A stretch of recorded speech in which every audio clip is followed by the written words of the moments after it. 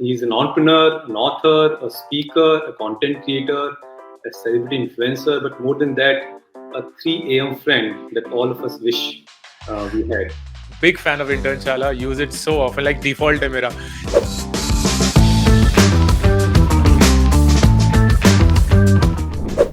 Hello everyone, thank you for joining us for this session. My name is Sarvesh. I'm the founder and CEO of Internshala, India's largest intern and fresher hiring platform. Today I have with me a very special guest, a visionary.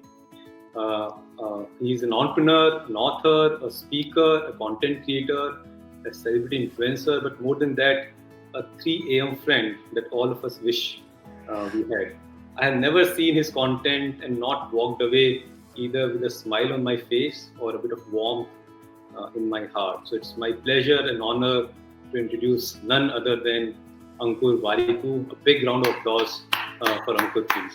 Thank you, Sarvesh. Thanks a lot. Yeah, this is a very, very generous introduction. It's a pleasure to be here. We were just discussing your wonderful journey for the last 12, 13 years. Commendable. Big fan of Internshala. Use it so often, like default है मेरा जब भी लोग चाहिए होते हैं. So thank you for doing what you're doing, and it's a pleasure to be speaking to you. Thank you so much, Ankur. And we all know Ankur, the entrepreneur, the author, the content creator, the influencer, the 3M friend. But this session will dive into another aspect of his personality, which is his people leadership philosophy and team management skills that he deploys at Warikoo. And for those of you who don't know what Warikoo is the team behind Warikoo. So very uniquely and aptly named. In fact, one of the interns, and there are so many variations that we'll have come up with to catch his attention. For example, one of his interns wrote to him to get an internship with him that I found the content that you published today Warikoo. That's how they got his attention. So Warikoo is a team that Ankur has built and is the team behind all the success that Ankur is enjoying today. So we'll dive deep into what builds Warikoo, the high trust, high performance team that it is, and of course how he leverages interns. So without further ado, let's dive in. We will divide this session into two parts. One is the legendary screening process that he deploys to hire interns and full-time members in his team. I'll give more context on that. And then second is very unconventional, at times scary people practices that he deploys in managing this team that he so selectively hires. Some really unusual stuff, something that I've never heard of before, and we'll dive into that also. So starting with the legendary screening process, I'm going to share a screen. I'm just going to share a slide to give some context as to what I'm talking about. So anybody who applies to a role at Ankur's team has to answer a long list of 20 questions. This is the first thing they have to do. And these are not ordinary questions. These are the questions that can make you question your own existence and the purpose of life and so on and so forth. So just for the audience, this is a list of questions you need to answer if you want to have a next round of conversation with Ankur. And you can see these are really a long list of questions and very thoughtful questions. So Ankur, first thing I want to ask is why this unusual screening process? Why this long list of questions that everybody has to answer irrespective of the role they are applying for at Warikoo? What is your thought process behind it? Sure. So this started, Sarvesh, almost 11 years back. This started at Groupon India, which started in 2011. I got the opportunity to start that for Groupon globally. And the initial way that I was hiring was the classic way that almost everyone hires. Resume dekho, go about a filtering process, be in love with some abbreviated brand names, so IITs and NITs and IIMs and all of those things, and lead yourself to believe that if somebody is intellectually driven, then they will automatically be smart, and if they're smart, they will be great people to work with as well, and of course deliver. And on that model, I hired, and lo and behold, not surprisingly, most of them turned out to be a complete disaster. The other thing that happened was I feel that for any role that I wish to fill, irrespective of how critical it is in the value function of the company, I should always have choices that I can exercise. So I can almost be like, you know what, I like intensity more than skill, so I will pick that candidate. Or I like skill more than drive or hunger or whatnot, so I will pick that candidate. And I need to have those choices, which will only come from volume, because if there are a lot of people with multiple facets to their personality applying, that's when I'll be able to filter. But if you have a limited team of hiring, it's mostly perhaps you as a founder or at best one or two other people, then how do you go about this entire selection process? It's impossible at a scale. So I then came up with a very simple first principles approach, which is, if I work with people who I really like as individuals, not because they're right or wrong, but they're just aligned to the way that I am as an individual, the way that I think, then I feel things will be far easier, because I'll be able to have a difficult conversation with the person, because I can have difficult conversations with myself. I can give direct feedback to them because I love receiving direct feedback. So everything that I find nice about me, I'd love to have that in some other person as well. So why don't I start with asking that? What kind of a person are you? And there's no right or wrong answer. It is just what it is. And thus emerged these 20 questions. These 20 questions went through a lot of churning, and every quarter I used to look at it.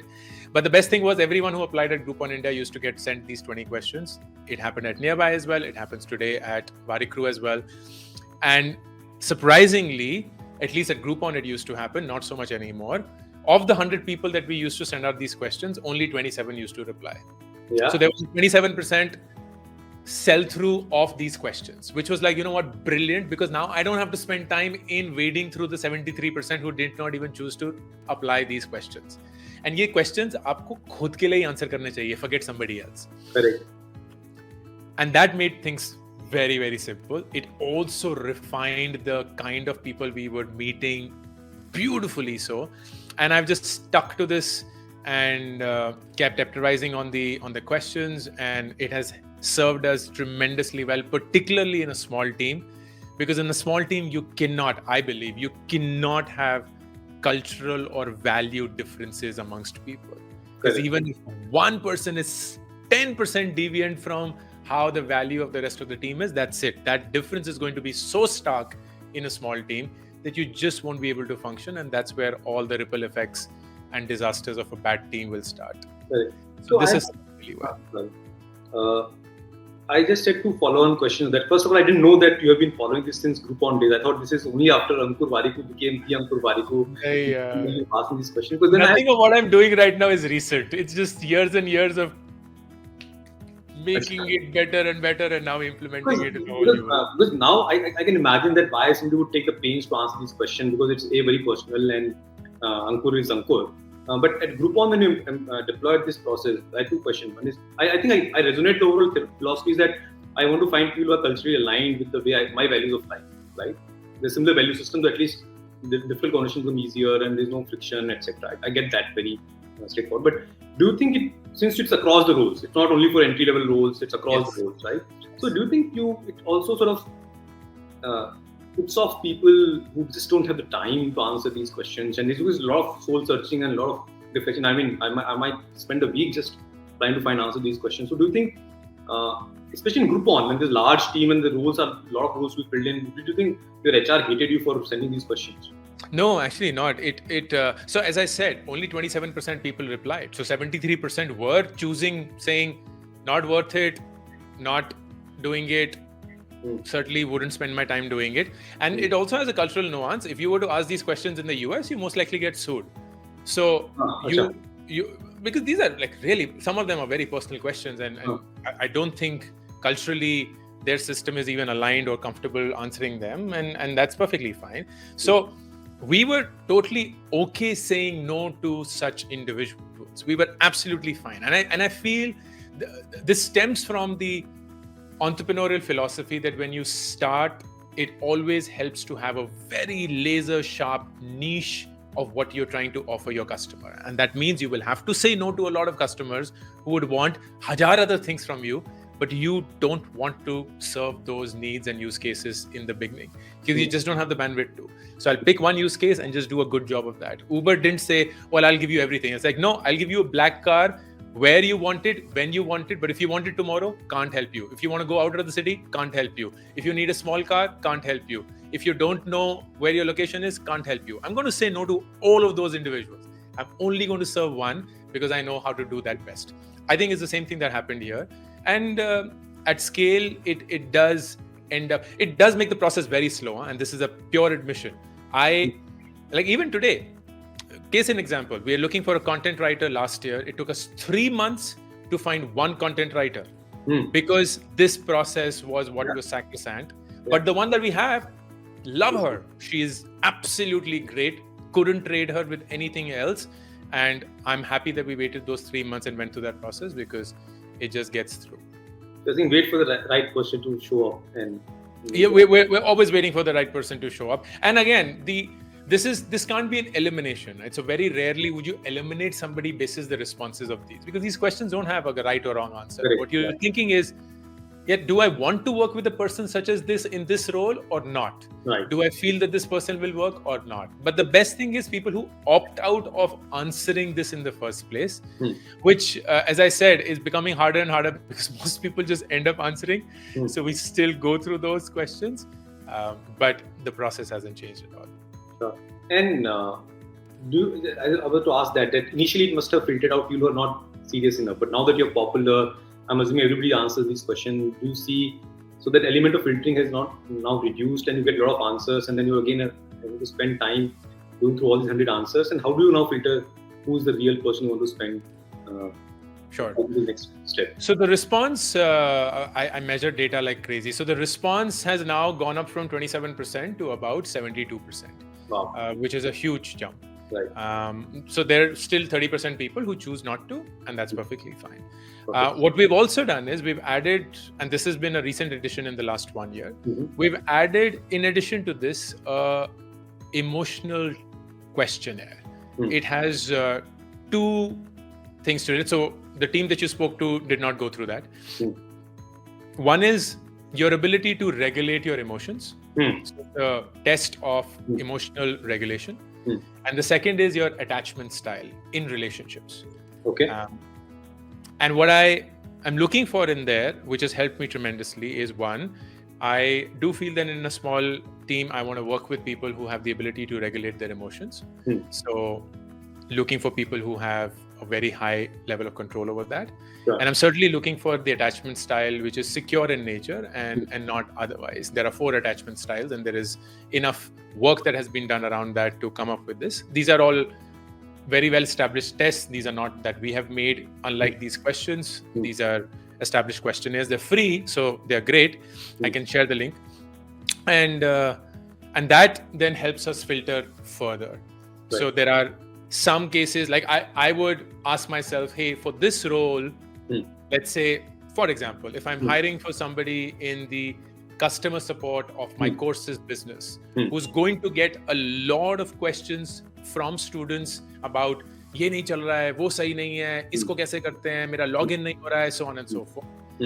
Needs somebody who has insanely high level of emotional regulation. Correct. And patience. This person just loses it and it's like, why is the world so toxic? That's it, game over. Yeah. So it automatically does that. But if there's somebody else who is a IC role, will be by themselves, interacting mostly with me and the internet, not necessarily with other team members, have to do a critical job, I could deal with slightly lesser control over there. And the attachment style is very important. If I am looking for a role which is very independent, I want to only define the contours, but not get involved, not micromanage, not check on the person every day, and not make them feel like I am always there to answer their questions. I need somebody who has a very secure attachment style. But somebody who has a very dependent attachment style, or somebody who has a very anxious attachment style, would always be like, "Arey, Ankur mujhse baat nahi kar rahe hain. Is something wrong? Oh, he hasn't replied to my email in a day. Is something wrong? Oh, I don't have time because his time now is after 4 days. Is he avoiding me?"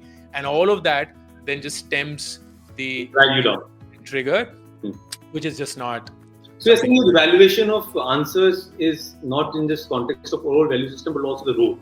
So answers, that's good. Yes. It's not there's no absolute, this is Ankur Warikoo's style and hence these are the right answers for him, but there is the context of the role. Right. There isn't. For There the isn't. audience, I'm keeping the slide open so that you can sort of look at the questions, maybe copy them yourself. You think something makes sense for your hiring process. I'll close the slide in a minute's time. But I just want to know, like, what is the real reason behind asking, like, what would your worst enemy say about you, or choose between money or power? Why? Like, I'm sure there's a lot of thought that has gone into it, but there's some question I couldn't understand. Like, what would you judge based on my answer, or what would my worst enemy say about me? The worst enemy would say about me is just about self-awareness. It's an instant reflection of self-awareness, because if somebody would to give me an answer, oh, I don't have an enemy, or I don't know of my enemies, that's not the question I'm asking. I'm not asking you whether you have enemies or not. I'm asking you if there's somebody who truly did not like you. What would they not like about you? Right. And that is very close to what is the worst thing about you, which is one of my favorite questions. And it's somewhat in the same realm of this. And it's fascinating how many people would give very lame answers. My pet peeve is, the worst thing about me is that I'm a perfectionist. No, that's not the worst thing about you, dude. I can assure you. You think you're very cool by saying I'm a perfectionist, so I like to do things in a certain order, and that delays things and people crave about it. No, you have something else going on. It's your ego. It's a misunderstood identity of yours. It's the need to come across as somebody in front of somebody. It is need for validation. There are so many undercurrents to I'm a perfectionist that if you haven't gone to breaking that up, then maybe you need to work on your self-awareness. Exactly. Right. And it's just not that you're testing self-awareness to this question. Does the answer, let's say somebody gives a real honest answer, does it also impact their chances? They're highly aware, but I say something really nasty about that. Worst thing about me is I get jealous. Yeah, no. As I said, honesty is immensely appreciated, at least in our culture. So if somebody genuinely gives an answer which is very honest, then it is absolutely embraced. Absolutely. There's no judgment at all. The only judgment is around sloppy answers or answers which don't have depth. Wow. Okay, got it.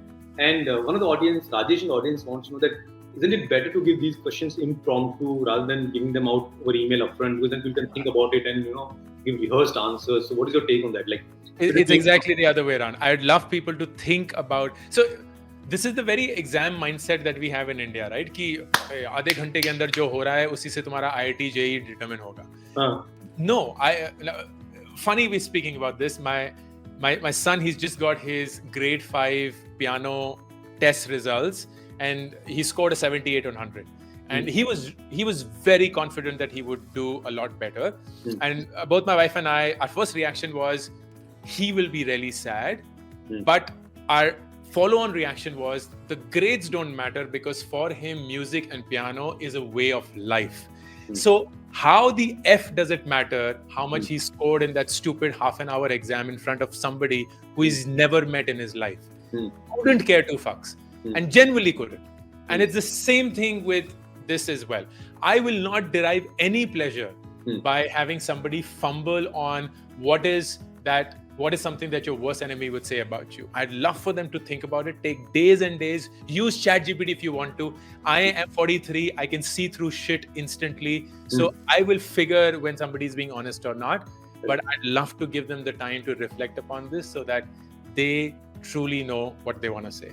In a way, you are also adding value to them, because you give them the opportunity to reflect on themselves. That the journey itself may be a learning experience for many that may not have the opportunity to experience that before, right? Maybe nobody asked these questions, and just by answering these questions, they become better version of themselves.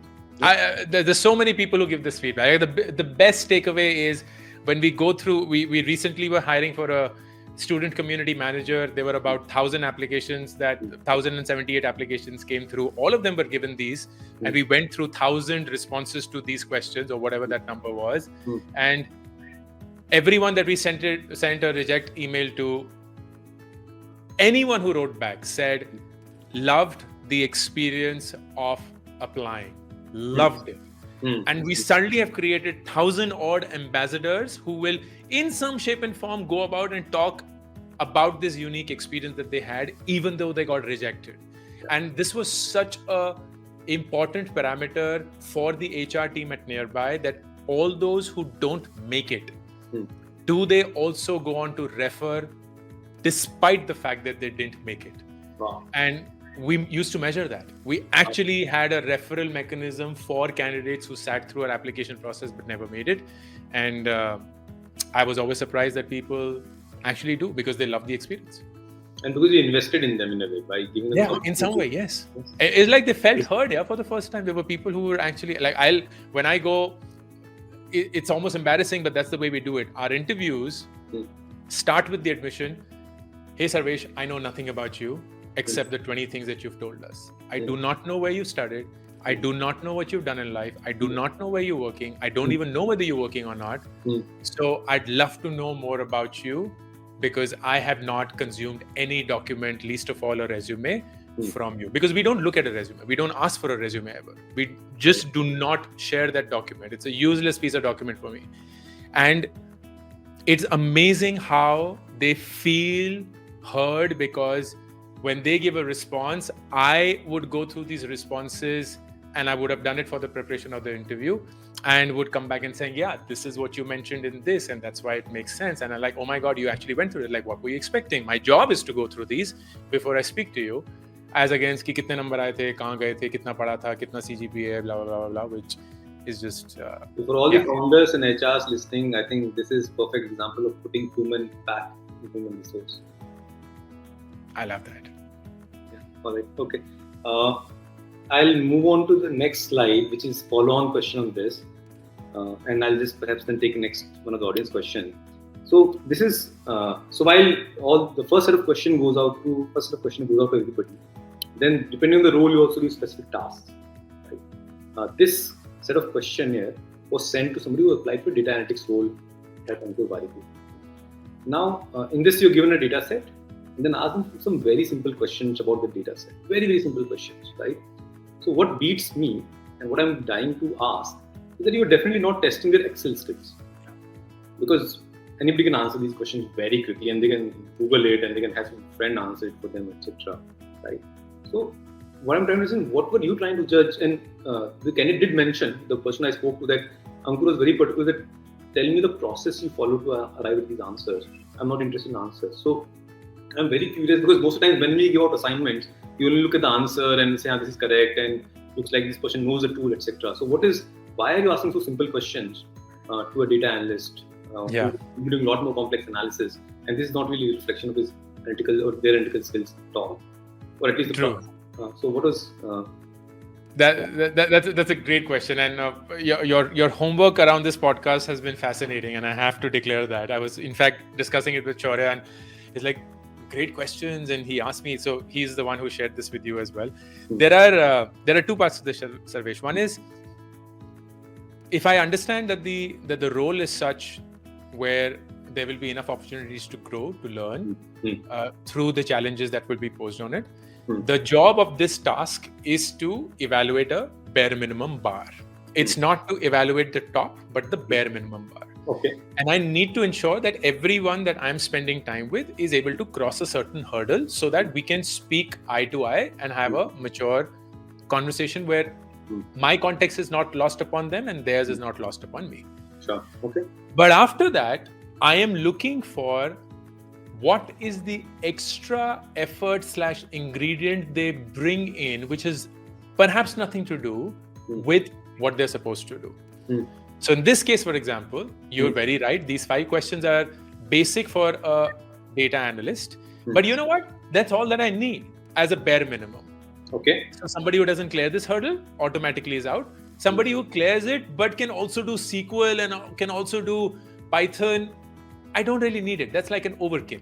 So I won't be impressed by that. What I would be impressed with, though, is the simplicity of these 5 questions have been answered in a way that makes it obvious to even somebody who has no idea about data.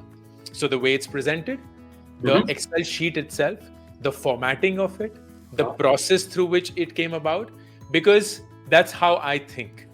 Because I'm a teacher in my mind and I'm always explaining things to others, I am slow, I'm also very methodical, I'll break down things in a manner that hopefully are simplistic to consume. So I like that level of skilling from everybody I work with. That no matter how complex what you have to do is, if you have to speak to somebody who has no idea about what you do, how simply can you communicate to them? And that's what I'm measuring in the data set that they share. So if somebody were to just answer with the top, the answers to these 5 questions, instant reject. You're right. It's almost like wo jo kahani thi na of the king who rewards his guard in the night that thank you, you saved me from dying because you had a dream about what I'm going to go through. But the fact that you dreamt when you were supposed to be on your job means that you're fired. So I'll reward you by saying, hey, good job, you scored 5 on 5, but I will not make you go through this process because you didn't really do your job. And that was always a surprise test. It was not to be mentioned. I don't want to. I want to see how many people have the initiative within them to go that extra mile. Oh, so you're saying there's so much deeper in answering these simple questions in terms of how you prepare your sheet and how you present your findings. That is what you're really looking at, not the answers themselves. Exactly. Perfect. Exactly. Yeah. Another question that I also wanted to ask, and I think somebody has asked, Nishtha or Sumit. So his question is how to get a relatively large volume of relevant applications, not crap. Right? You won't, yeah. So Sumit, think of a 2x2 matrix. That's how I think about life mostly. And on the x-axis is low number, high number, and on the y-axis is relevant, not relevant. And you have to actually choose the quadrant that you want to be in. It is impossible to have relevancy at high scale. That's an unfair expectation. How can you have relevancy at high scale? It's almost like saying, I have X million followers and I want all of them to think like me. No, it's not going to happen. So you will always have a mixed bag. So you can only get relevancy at low volume, or if you want high volume, you'll get low relevancy. And either of two has to be then your call, depending on where you are in your evolution as a startup or as an individual. So if you can handle high volume, then be okay with low relevancy, because you just need one person, right? And it doesn't matter. I had, and the community manager that we hired, this was the actual sequence of affairs. 1,078 applications, of which 54 were shortlisted. Those 54 were given the emotional test, of which 24 were shortlisted. Those 24 were then given a very detailed task, like the way you see right now. And of those, 4 were shortlisted for the first round and then 5 as a wait list. Of the 4 that I met, I didn't like any. So I went to the next 5. And in that 5, I liked 2, of which 1 has been selected. So we actually found just one person. Because if for whatever reason that also didn't work out, we would be back to square one. And we'd be like, you know what? Go through this again. Go through the entire process again. And you can't help it, but you have to. Yeah. So the hit rate was literally 1%. 1,078 and 9 people made it to the final round, of which 1 got 1%, less than that actually. Yeah, less than that. Yeah, just less than that. Actually, I will come back to this question. There are a couple of questions from Neha and I think Preeti about how to retain and grow their team. And we'll cover that in part 2 of the conversation. But Ankur, I just want to have a follow-up conversation on building on Smith's question that, so even with Ankur Warikoo being Ankur Warikoo, you got 1,000 responses and you're able to find one, right? Founder who doesn't have that kind of public profile and the startup is just building on, and the startup also doesn't have the name or the deep pockets that big companies have. So what can they do to deploy this kind of talent magnet, or how can they attract, even if it's small number? I would perhaps go for high relevance, low number. Yes. But I think even that sounds difficult, no? I mean, nobody knows me. I'm just starting out. What I need to be doing to be attracting the right talent for me?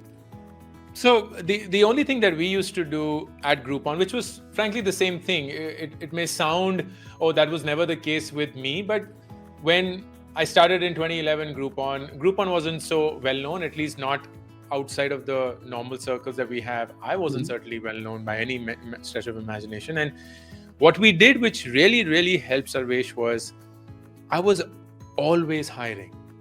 I was always meeting people. 20% of my week, which is 1 full day in 5-day weeks, was dedicated to simply meeting people with no open role, with no clarity of whether we if we like them, we'll like them, or give them something, or if we don't like them, what will we do? It was just with the intention that my job eventually as a founder is to recruit the best team possible. So I have to continuously keep hiring and meeting people. So whether I'm at an event, I'm always putting on my hiring screen. If I am meeting somebody, I'm always asking them for people that they can refer to. If I know that some other founder is hiring, I'd be like, you know what, if you really like somebody but you can't take them for whatever reason, send them my way. I may still end up not hiring them, but I constantly keep thinking of me as a recruitment agency, and my only job is to meet more and more people and create a repository of that. And that is true for So you're always out there. You're always putting yourself out. Always. And this is, if I may, can I? Yeah, I can share my content. Yes, I can. Okay. So let me just see if yes. So you'll see these are all my start emails. These are all my start emails, and you'll see that the common pattern will be that these are mostly very interested to work with you, collaboration, how can I add value to the team, hire me as your next content, blah, blah, blah, blah, blah. And all of these are people that I will get back to the first thing an open role opens up. Wow. And wow. And these are from 2020 or 21. All of these individuals out there, and I will keep. This is as simple as that. Somebody writes in, I'm not like, "Arey, open role hai ki nahi?" No. Send the 20 questions. Let them answer. Send them the emotional tests. If I really like that, I will then say, sorry, no open roles, and I'd love to reach out to you when there is something. So I'm parking you, and I will reach out to them when the day. What amazes me is that you have responses from even 2 years ago, Mark. That means you're in a way building a repository of people that have passed the first screening, and that you can always dip into whenever you have a relevant role available. It's like your own highly curated database of skilled professionals that you can tap into to fill the next role. Exactly. So I think two key takeaways, just to summarize for the audience, as a startup founder, I think building the team is the number one, perhaps the most important thing that you have to do. And you have to be out there all the time and in the market looking for the right talent and making those connections if the inbounds are not happening. And I think it's also not fair to expect that just because you are CEO and just because you are a founder or you are on the other side of the table, you will come and seek work that you actually have to go and seek the talent. That's essentially what needs. And then you build your own repository of talent. Exactly. Cool. So that is essentially on your screening and the hiring process. Now I move on to the part 2 of the session, which is about how do you retain this team, how do you reward them, how do you appreciate them, what are the practices that you follow. And just to set the context for everyone, I'm going to share a screenshot from that I stole from Warikoo's, which is the team behind Warikoo's Instagram Twitter handle. So one of the interns got a quarterly bonus of 1,45,000 rupees in their account. And I'm told that an intern can earn as high as 8 lakh rupees a year in bonus at Warikoo. I have not shared it with my team because I know the moment I share it, I may have 50% attrition right away. But these are some of the, so this is essentially when I spoke to the team at Warikoo, that 3 things that stood out for me, just to set the context for the audience, and then we'll jump into the specific questions that I have and the audience had. One is it's intern first and forever interns. So I met people who have been intern at Warikoo for 3.5 years. They've had full-time jobs and they are consultants, etc. But at Warikoo, they have always been interns and they've been intern for 3.5 years. I've been running Internshala for 12 years. I haven't come across a story like that where somebody said, I'm happy being intern at an organization for 3.5 years. So that's one interesting facet of how Ankur is building Warikoo. Second, it's fully remote, which is again very relevant for our audience because many of our founders run remote setups. So we will dive into that also, that how do you make a remote team productive and build the bonds. And third is, I think industry first, or definitely for me the first. One is the profit sharing. So the screenshot I'm sharing is essentially an example of quarterly profit being shared with the team, no matter whether an intern or a full-time employee or a contractor. And second is everybody knows everybody's salaries and bonuses, which to me sounds like a recipe for disaster and chaos. But apparently at Warikoo, that doesn't happen. So three very interesting facts: interns and interns forever, fully remote, and very high level of transparency. For me, it's uncomfortable level of transparency about compensation. Everybody knows everybody's compensation. So these are that's setting the context for the kind of practices Ankur follows in building Warikoo. And I will first take a question from the audience, because I think it's a very relevant question. Then I jump into the questions I had. This question was from Neha. Hi Ankur, I really wanted you to answer my question.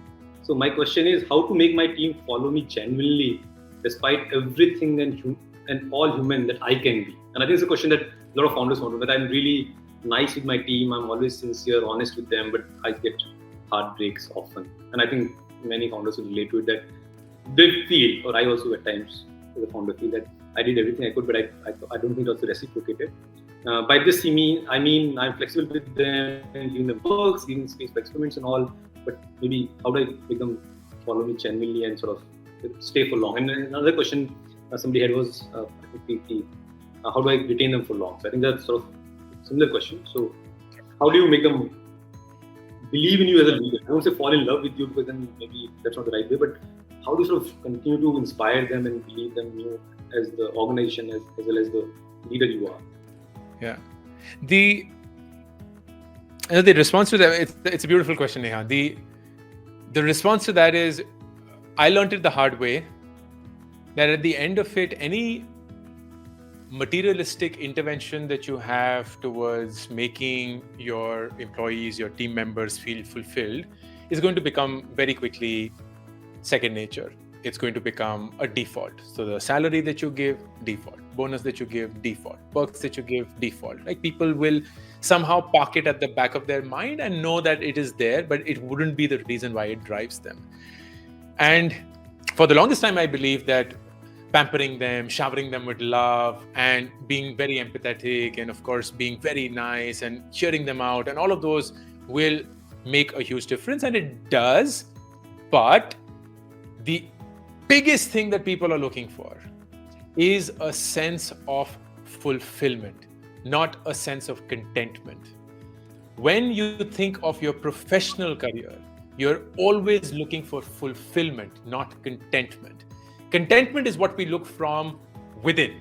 So we want contentment in our relationships. We want contentment, hopefully, from our money. We want contentment in the way that we approach the world and so on. But fulfillment is something that I need from what I'm devoting so many hours, perhaps outside of my will, every single day. So it's almost like if I go to the gym, I will never find somebody who's working hard saying, I'm content with my body. No, there is no fit, content person. They're always looking for fulfillment, which is, if I work hard, I see the result. And that result is better than what it was when I wasn't working as hard. I'm able to say to myself, I am a better version of who I was as a professional today than I was last year. I get meaningful work. I am surrounded by challenges that provoke me in the right direction.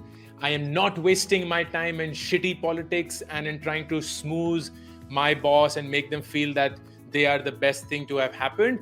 I show up, do my best work possible because I get that opportunity, and I see the result of that in how I feel about my work, which is fulfilling, not necessarily content level.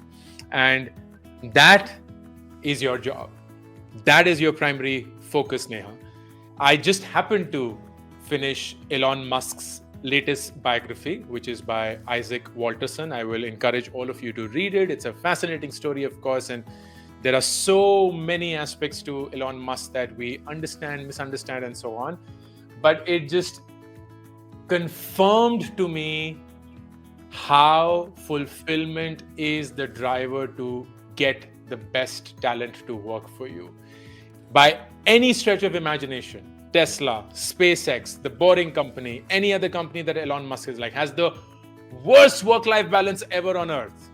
They get shouted at, they get ridiculed, they get mocked, they have no life of their own, and I am amazed at why the best engineers possible on this planet are still working there.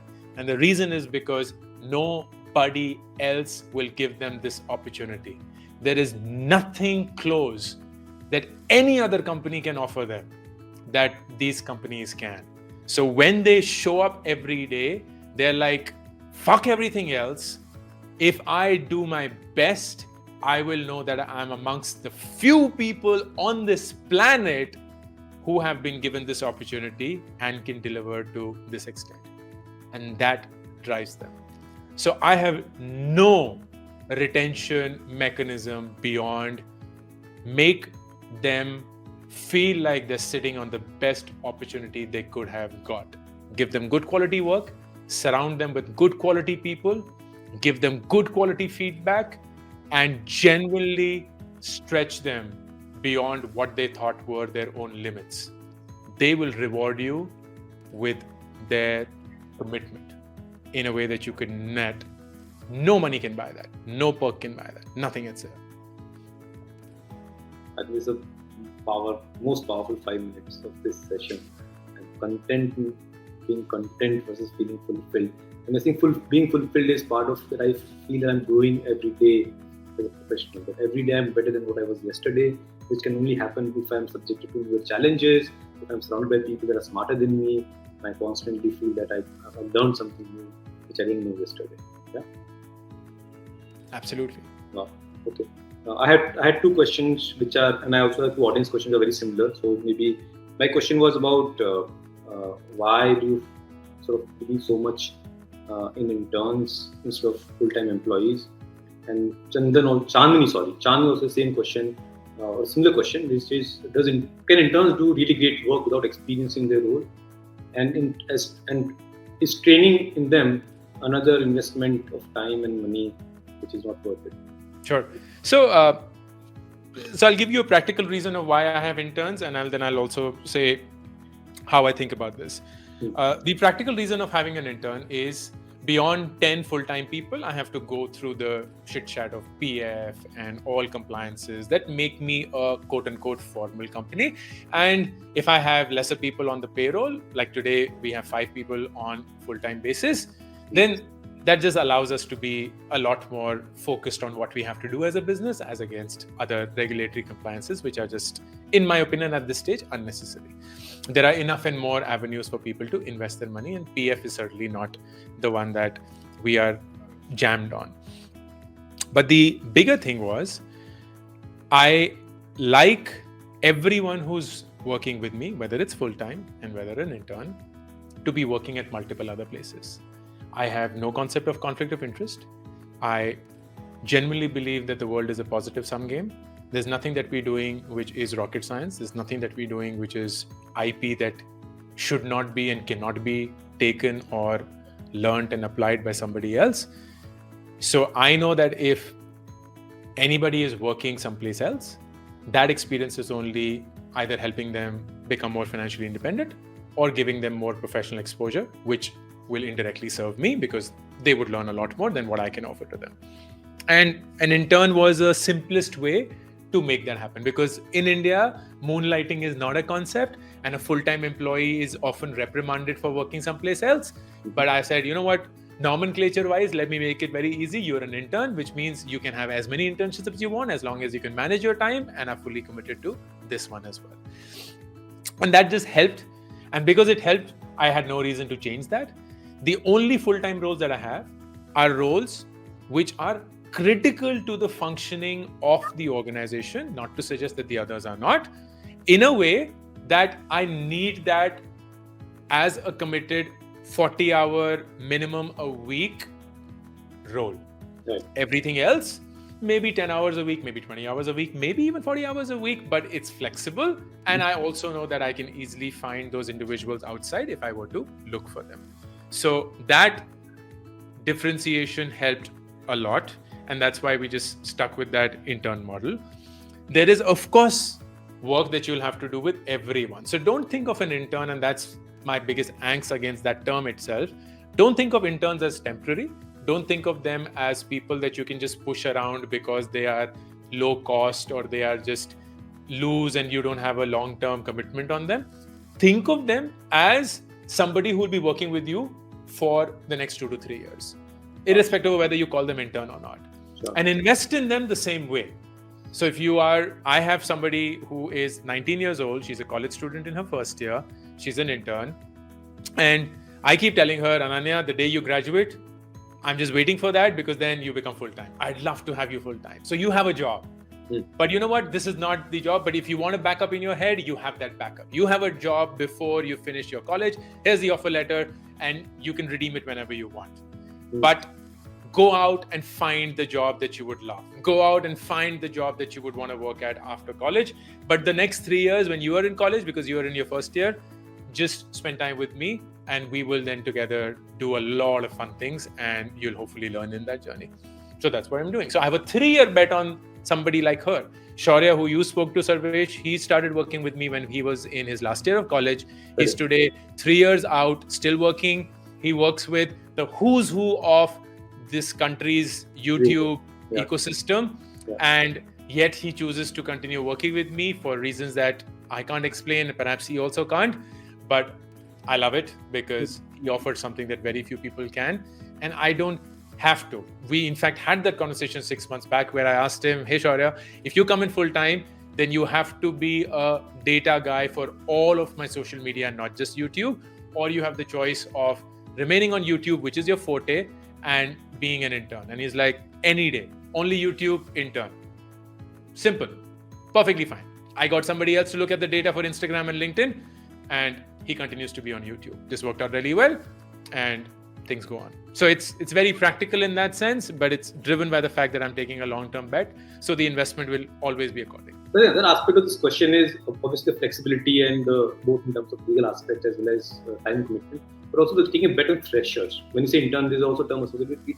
You don't have as much experience, and as well, Shaurya was last year of his college. Ananya is in first year of her college. She applied after 12th and she took a gap year. So part of it is also about taking better freshers who don't really come with experience in that domain. So how do you sort of react to that, and what is your view on taking a better freshers versus? I love them. I love them. For some roles, freshers are brilliant because they're moldable. They are eager to learn. If you do a good job of selecting the right people, then they will bring in the right energy, the right temperament. There are, of course, some roles which can't afford a fresher, and that's perfectly fine. But I'll be surprised if a founder cannot make do with a fresher when they are in the early stages of their startup, because that's what you really need. You need somebody who can go in and solve multiple things without being stuck on just one department or one function and being siloed. And freshers are lovely. At Nearby, like I was so proud of this. We had this almost like a model that was implemented and executed to success. We used to go to DU, Delhi University, and I am from DU, so it worked out really well. We used to go to the top colleges and we were like, hey, we're hiring from, say, whatever, SRCC and LSR and Stephens and Hindu and blah, blah, blah. Work with us for 2 years. And then if, say, an MBA is your ambition, then apply to ISB and Ankur will give you a recommendation. And Ankur has a certain standing in the ISB forum. So his recommendation is, I like to believe so, I don't know for a fact, will hold some weight. And that was a great plan. That was almost like this young leader profile where you join straight out of college, you have no experience whatsoever, you work for 2 years and then you go for a fine MBA and you then go on. So there's so many people from Nearby. I think last I remember about 7 or so who went from Nearby to ISB. And one of them actually came back, but the rest have gone on to do wonderful things in their own capacity. And that worked out so well. There's so many questions pouring in, and my apologies to the audience that we're not able to cover all of them, but I'm trying to cover as many as I can. There's a couple of questions on how do you manage efficiency, how to set up a fully remote team for success. Yeah. How do you measure productivity and efficiency? So maybe a quick take on that. And obviously, the fully remote team, how do you align them for culture and all of that? I think part of it is also taken care of by the hiring, but your quick take on setting them for culture and productivity in a fully remote setup. So there are 3 things that are required in a remote setup always. One is, of course, the right hiring, because that's ensuring that the right set of value and outlook is getting in. 2, a supremely clear definition of what somebody has to do. I'd argue, and I know nobody personally here, I'd argue that most of the reason why interns leave or people are not happy is because you have done a piss poor job of detailing out what their exact role is and your expectation from them in executing it. You don't yourself have that clarity, so you assume that they are going to just imagine and enter your mind space to figure out what your mind is saying. Not going to happen, bro. That's not how the world works. Nobody can read your mind. You have to do a very fine job of doing that. So my job, when I set up this entire team, this started in March 2020, Warikoo, 6 members. I sat down and I detailed everybody's job to the last minute detail. This is what you have to do. This is what you do. And I made that into a process. This was a very well laid out process. Everybody had to follow that. We implemented it on an Excel sheet. Today, all of that is on Asana. So if I were to give you a sense of how that works,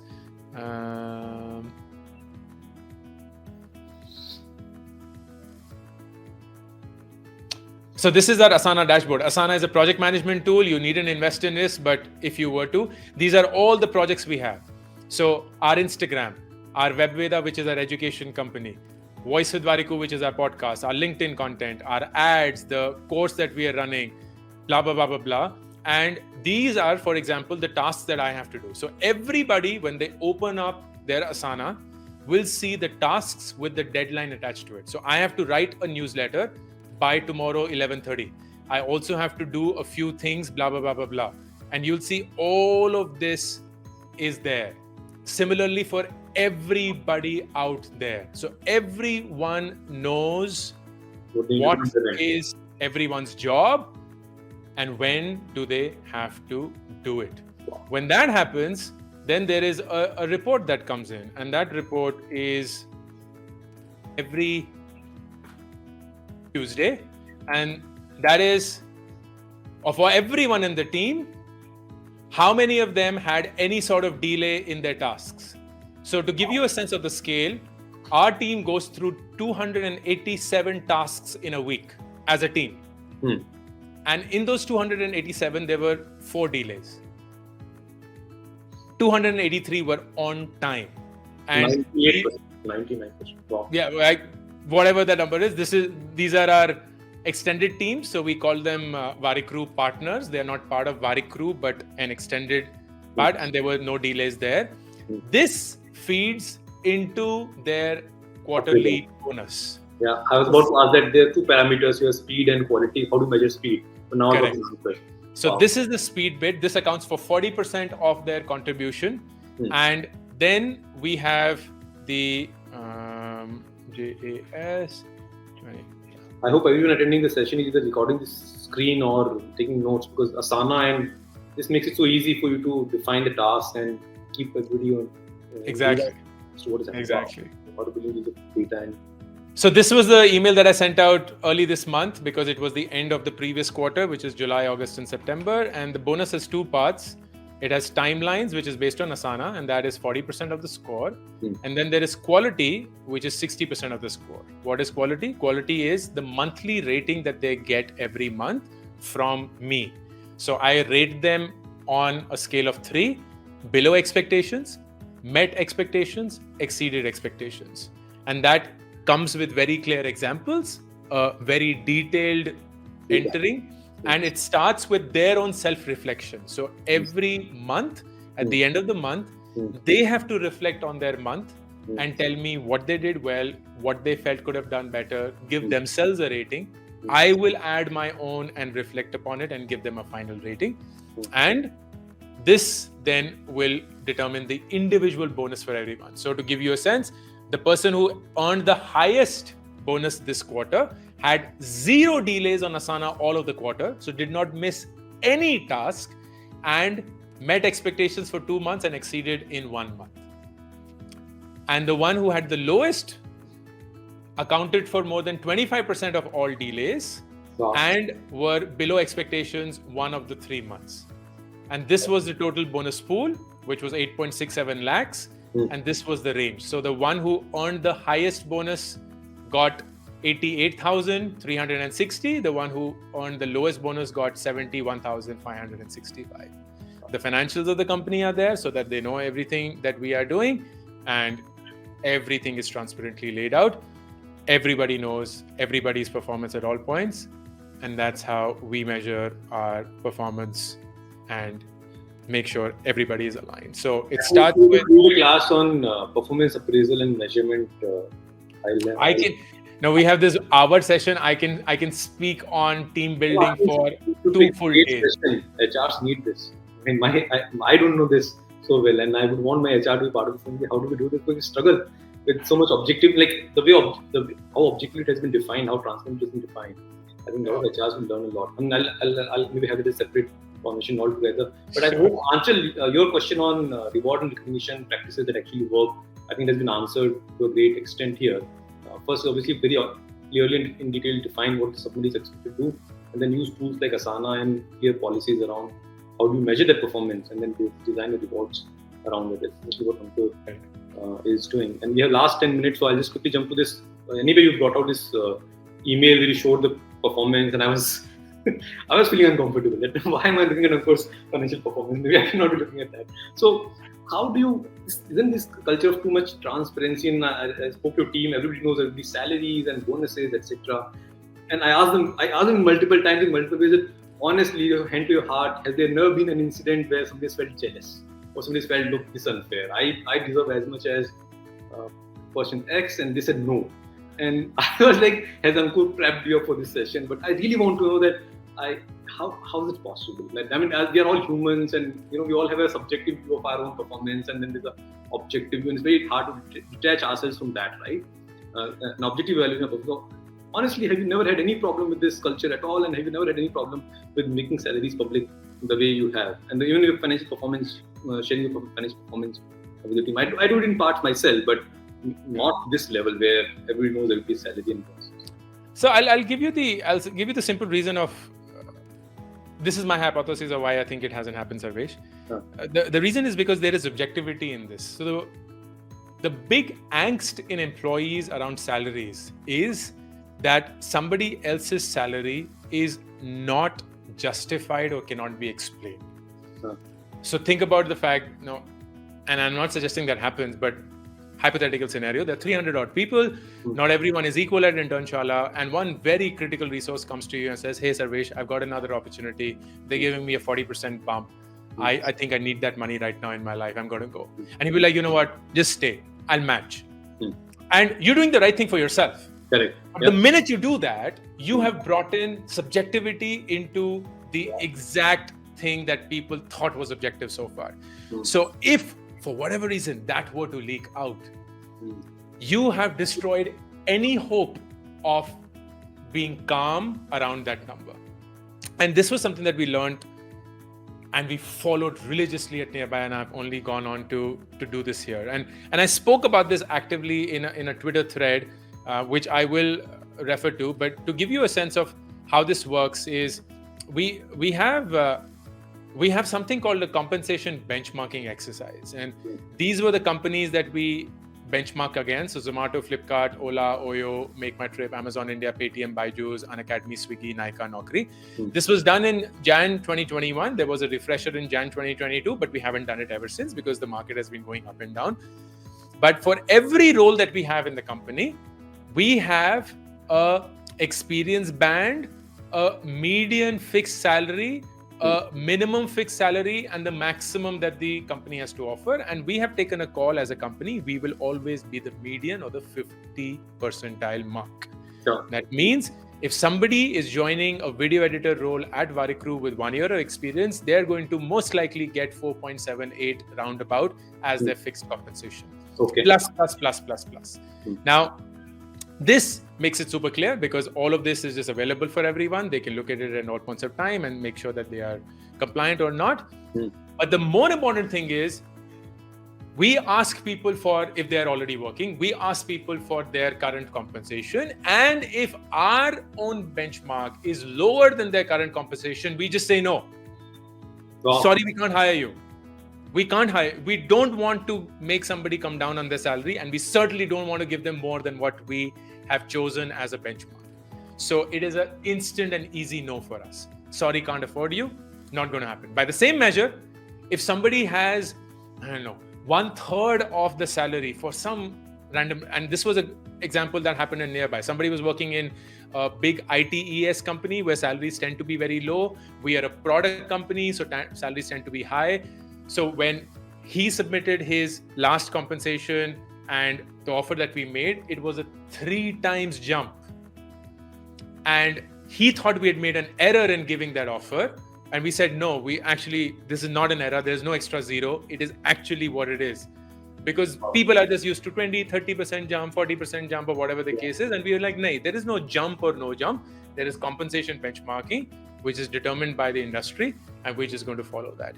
And that just makes it very objective.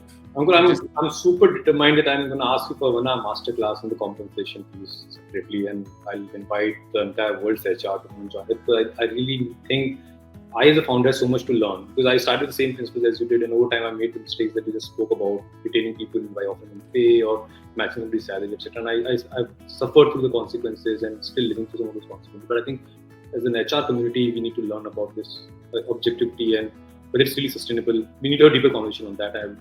Sure. I'd follow up on that separately. But last question, we are running out of time. It's 5 p.m. already. But I'll just take Sravanya's question, which is my question also. My question was, there must be so many lessons, heartbreaks you must have gone through in setting up these practices and processes, right, which didn't work. And I'm sure even somebody were to copy this setup entirely blindly to their setup, I'd like to make mistakes. What is it you would like to caution us about? So Sravanya's question was similar. It says, can you share some of the things that didn't work for you in the HR area after you adopted these 20 questions, emotions test, and say the current R&R practices? So what would you caution an aspiring founder or HR against, that why shouldn't they just copy and paste it as it is in their organization? What is it? My caution is very simple. Don't copy. It's foolish for you to copy. Don't become somebody else. This works for us because we built this for ourselves. You have to do the exact same thing.